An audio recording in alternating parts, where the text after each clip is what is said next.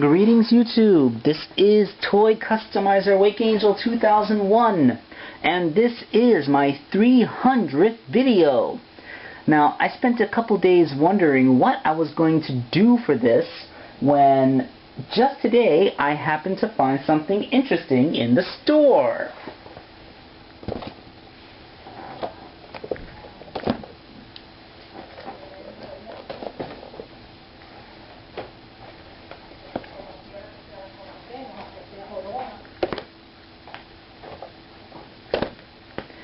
The entire new collection of Sonic the Hedgehog figures with the included items.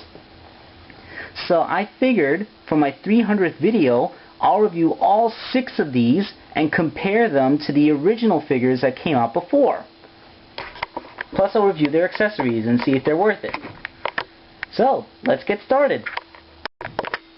Okay, so here is the new Sonic. As you can see, he looks very much like the old Sonic, except the stand is transparent instead of black. And his belly patch seems to be a little bit too dark compared to his arms. Let me see if I can reposition my light to get the figure better from the front. It's a little noticeable. I recall earlier that I said that the Sonic from the All-Stars Racer vehicle was my definitive 3-inch Sonic. And now looking at them side by side, I'm sure you're noticing a few small differences. The holding things hands, for one, are a new mold. These are made to grip the included rings. His accessories, well, this is made to grip the steering wheel, which is smaller. The rings are pretty good. They're made of solid, hard plastic, none of that flexible, rubbery stuff. And they have some nice gold chrome paint. They fit into Sonic's hands. You just got to take advantage of the softer plastic on the hands, and in they go. For comparison, he brings 2 rings. Let's see if it'll fit in the All-Stars Racer holding thing hand. And it will, but you're kind of stretching the fingers around it. I think leaving it in for an extended period of time will cause it to get the shape to change, and it won't want to hold the steering wheel anymore. But it can happen. You may also notice a difference in the arms and legs. This Sonic has new articulation. Similar to the Wave and Jet Free Riders figures, along with Tails and Knuckles in the Free Riders line, this Sonic hosts bicep and knee swivels. So he has nice, he still has the same good old-fashioned universal hips and shoulders he always had, but he also now has universal knees and universal elbows, which can allow for a few more poses and a better chance at balancing him in more dynamic poses, because with the knee swivel you would have an easier time getting his feet flat. Are any flaws to this new articulation?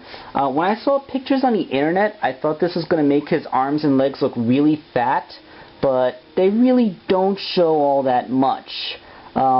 They do show a little bit though, and compared to the original one, as you can see, I have his shoulders down as far as they'll go, and they simply stick out just a little bit more than the old figures.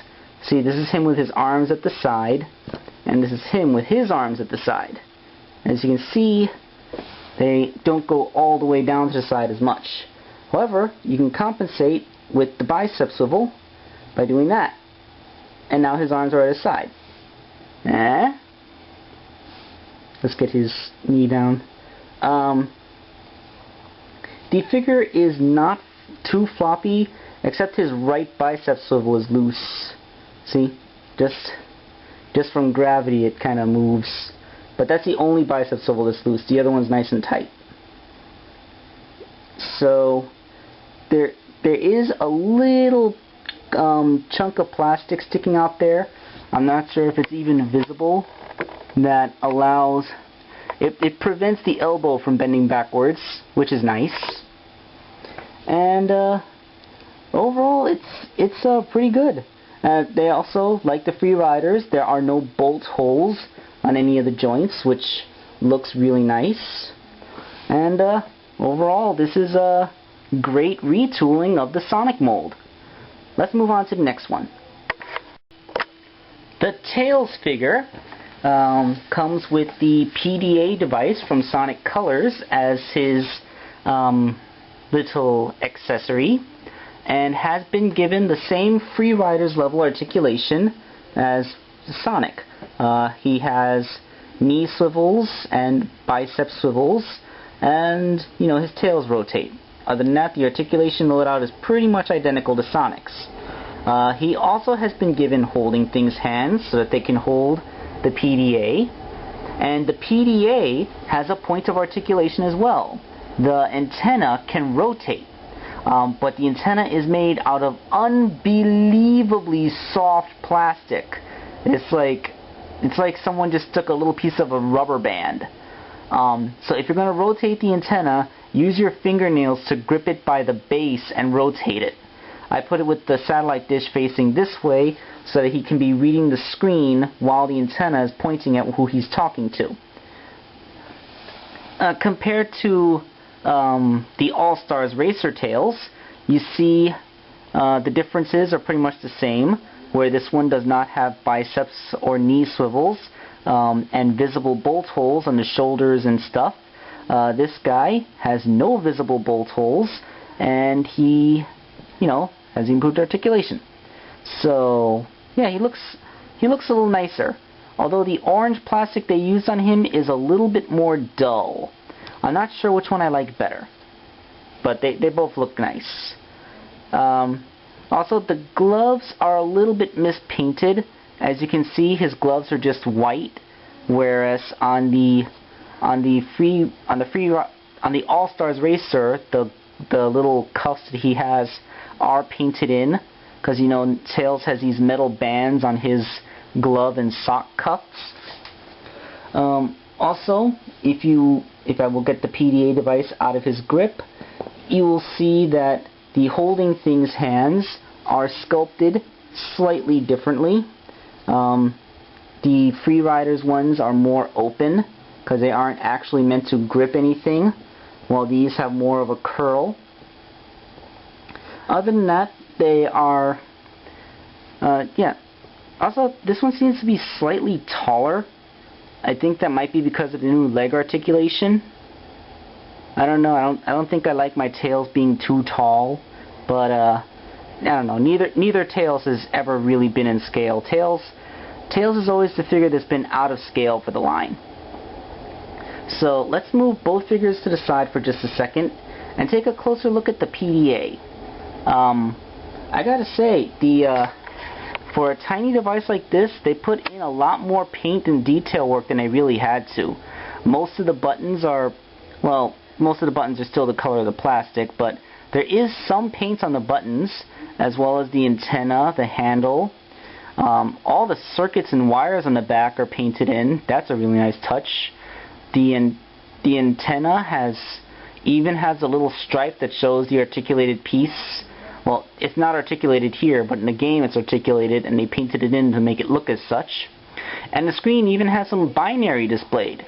The binary does not mean anything. I fed it into a translator and got random symbols in return.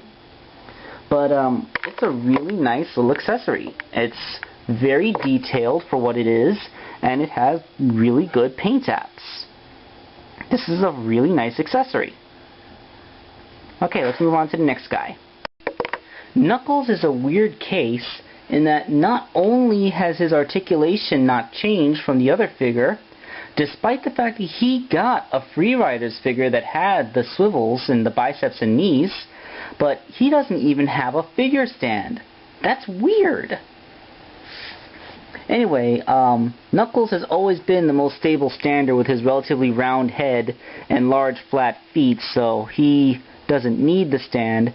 It's just weird that it's not included. Oh, by the way, I should mention that the paint apps on these figures seem a little off. I see that there's a white spot on his cheek there. I noticed that there are just little paint flubs like that on all these figures. I think they were rushed out for the Christmas deadline, to, so they could be in stores for the Christmas season.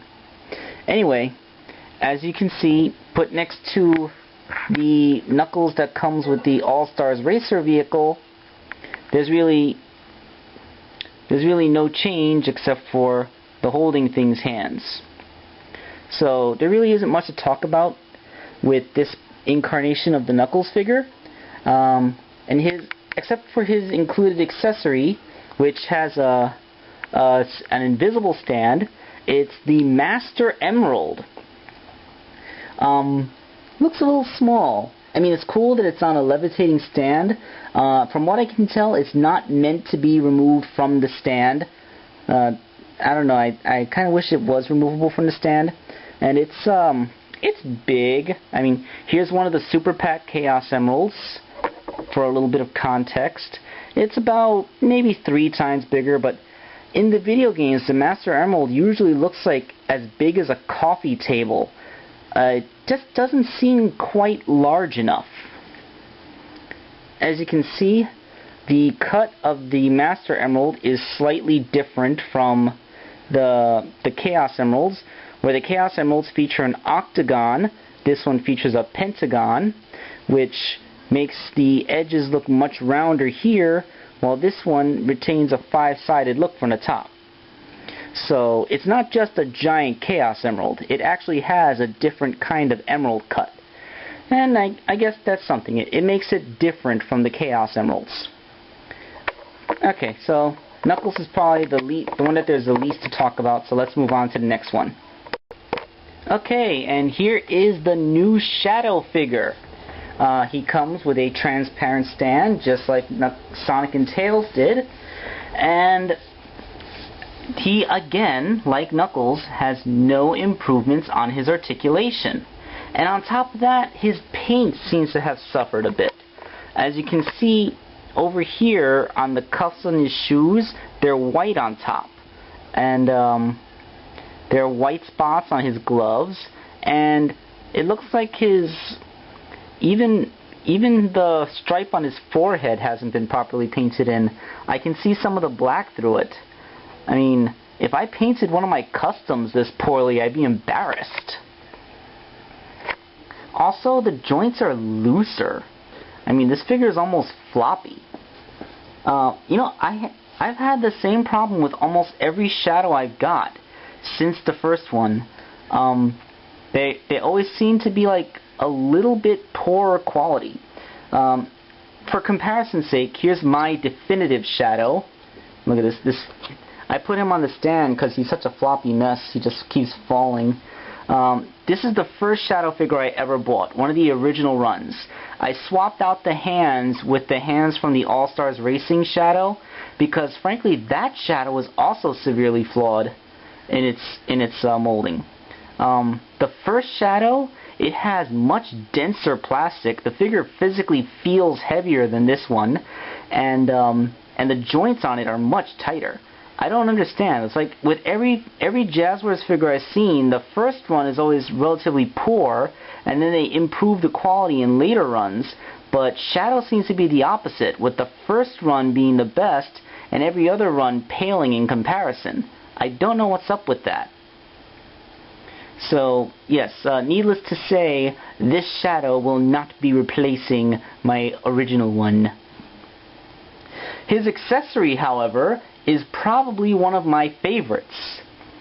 I heard rumors that it was supposed to be a gun, but I'm guessing they had a hard time getting it approved, so they went with Doom's Eye from the Shadow the Hedgehog game.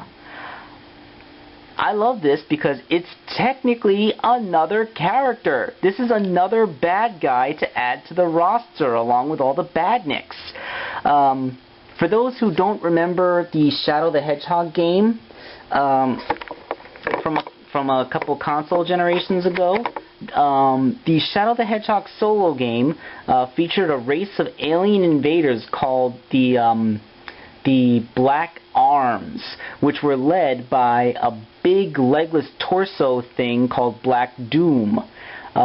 It turns out that the reason Shadow is the ultimate life form is because Professor Gerald used a little bit of Black Arm's DNA in a hedgehog clone, and that's what gave him the red and black markings and gave him the ability to use chaos control. It was an alien trait.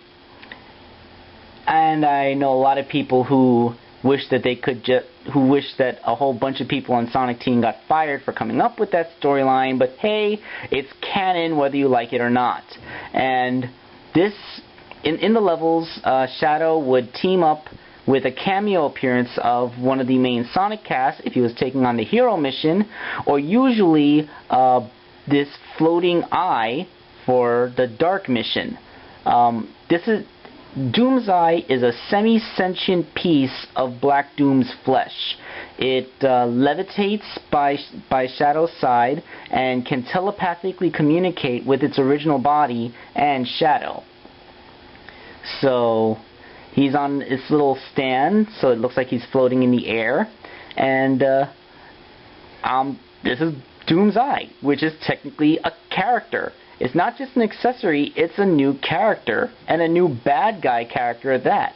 I mean, it's not much, but it does improve the villain roster. Now, besides Dr. Robotnik and Metal Sonic, along with some nameless badniks, we now have another named bad guy character, Doom's Eye.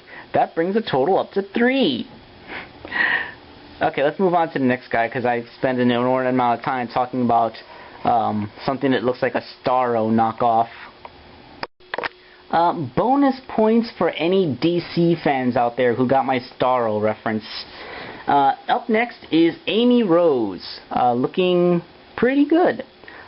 There's no improvement in articulation from the original run of the Amy figure, but there is a slight improvement in plastic quality. I think her arms feel a little more sturdier here than they did before. Although the paint application around her rings on her wrists, it's a little bit off. As you can see, the paint continues up past the ring and goes onto the skin of her arm itself. Not ideal, but not a deal breaker. It's not as bad as the paint job on the Shadow figure. Her accessory is her Pico Pico hammer, leaving many to wonder why the hell did she not just have this. And you can see one flaw there, that it's kind of heavy, because it's not hollow inside, and it's a pretty sturdy, hard plastic, and it can throw Amy off balance if she has it lifted up. But thanks to the transparent stand, she can stand in poses that make her look like she's ready to swing it. Or you can, if you get her center of gravity lined up just right, she could stand just fine with it. Compared to the original Amy Rose figure, you can see, like I said, her new arms are a little thicker and more sturdy looking. The only difference in the molding is the hands. Amy Rose had a peace sign for her left hand and an open hand for her right, while this one has 2 holding things hands. I don't know, I think I would like to take her peace sign hand and put it on this figure, because that way I could have her doing the peace sign and holding the hammer. Or use the open hand so she can be waving while she's swinging the hammer. I don't know, they both seem like good choices. I wish I could just swap them out, but, you know, swapping out hands on Sonic figures means, you know, heating them up, plucking them out, being careful not to tear them, you know. It would have been nicer if she just had a swappable hand. So, without the hammer, of course, the Amy figure stands very nicely. See? That damn bed. Yeah, see, she stands. She stands just fine. She has relatively big feet, and her smallish head makes her not as top heavy as other Sonic figures, so she's always been a pretty good stander. Although I feel like she has 2 right legs. I don't know, maybe I can never tell if a figure has the wrong leg or the way that they cram them into the packaging kind of messes with their molds. But the Amy figure is nice. I would totally recommend getting the Amy figure if you want the Pico Pico hammer. Which, you may recall I made a couple of Pico Pico hammers back when I made a Honey the Cat for someone whose name escapes me for the moment. I don't know. I like... My Pico Pico hammer was of course bigger than this, but it's nice to have an official accessory. An actual Pico Pico hammer. I gotta stop saying Pico Pico hammer. Let's move on to the last one in the series and conclude this review. Last but not least is Silver the Hedgehog, who again is sporting that nice Freeriders level articulation, which on him really helps because as part of his psychokinetic abilities, Silver often takes on many more gesturing poses than the other character does. So you can put him in action poses that better suit his psychokinetic abilities, thanks to the knee and bicep swivels. And thanks to the transparent stand, he can actually stand on one leg while he's doing it. So yeah, it's weird how they only gave the improved articulation to some of the figures. As for the paint job, his gloves are still the same color as his fur, which is weird. But there's just... when I take out the original Silver figure, there is something noticeable. Something I noted about all Silver figures.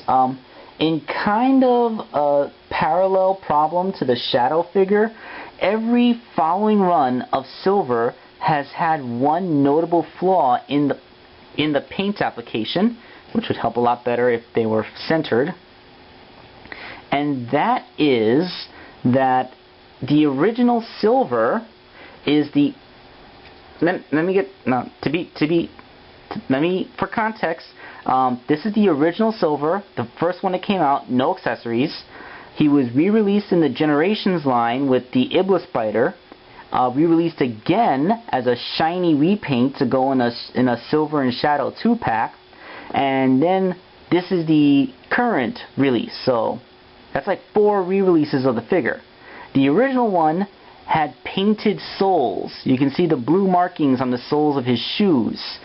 Every following iteration of the figure has the shoes blank. The molding is still there, but the shoes are unpainted. And look, Jazzwares even went so far as to add some ink wash to make the paint look faded, like he's been walking on the shoes for a while. That's a really nice touch. I really liked how they went the extra mile with the shoe paint. I like the added articulation that this figure has, but I think I'm going to pull the feet off of the old figure and swap them out onto the new one, because this is just a really cool paint job. I mean, if you missed out on the original run of the Silver figure, I kind of feel sorry for you. If you're a bit of a paint junkie. But yeah, aside from that, the improved articulation, really nice. His accessory is one of the steel boxes. You may recall the steel boxes appearing in every game since Sonic Adventure, or Sonic Adventure 2, I believe. They're usually stacked or lying on the ground, blocking a doorway, and you have to spin dash into them to break them.